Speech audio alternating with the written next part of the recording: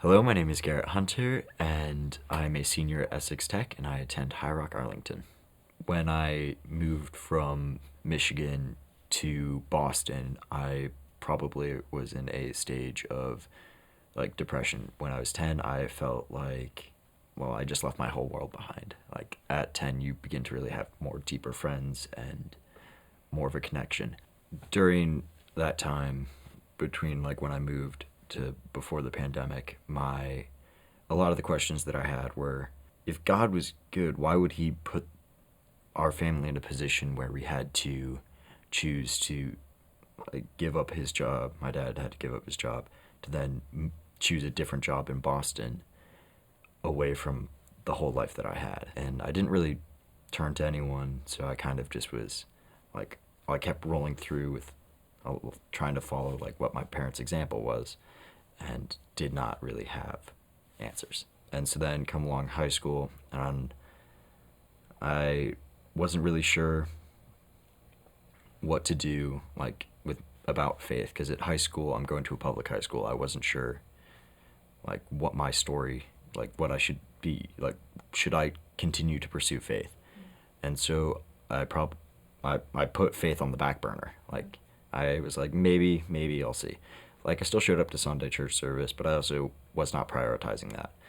I was going and I played soccer, and I really tried fitting in with the soccer community, and then I wrestled, tried fitting in with the wrestling community, and really did not look or try to have faith at high school. My identity, I wasn't really sure what I was trying to put it in. I wasn't putting it in Christ. So I tried fitting in fully with the soccer team, but I wasn't willing to give up my religion to really try to purposely fit in with the soccer team and connect on that different level. Same with the wrestling team. Then the pandemic hit, and then I started questioning God again. Still, even though I said yes to taking a leadership role at Crew, I wasn't quite sure what that entailed, and I wasn't quite sure whether or not I was going to commit time to Christ and just pursuing and growing my own faith, because everything was feeling so up in the air about my morals and my character, about who am I going to try to be. That when the pandemic hit and really turned everyone's world upside down, I felt like I wasn't tethered anywhere, and so I was washed away during this massive storm. And that had a real effect on my personality and my just in general emotional well-being. So in this time, I wasn't quite sure what to do, and so I ended up turning to pornography to try to find an answer. And so I got addicted to porn.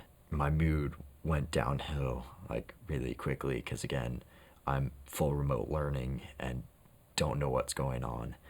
And so my parents could just sense something was off, but they didn't know the extent of what was going on. During this time, I didn't really know who God was. I still was planning on being a leader, but even in that, I was questioning it, because I was like, can I truly be a leader if I'm struggling with this addiction, with this thing that I know is wrong?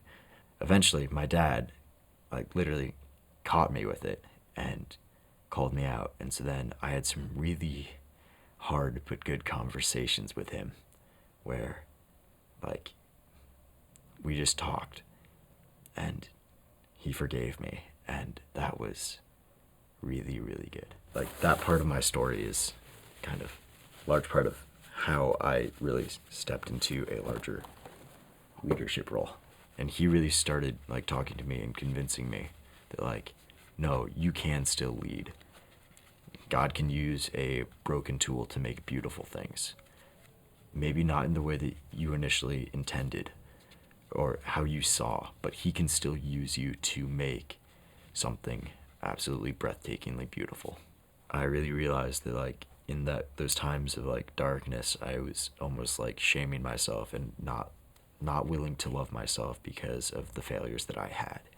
And when my dad finally talked to me, and in these hard conversations forgave me and was able to have me realize that I can be loved again and be loved by other people, it was this really almost eye-opening experience where oh, if my dad, who is human, can forgive me, how much more will, like, how was I able to box God in to say that he can't?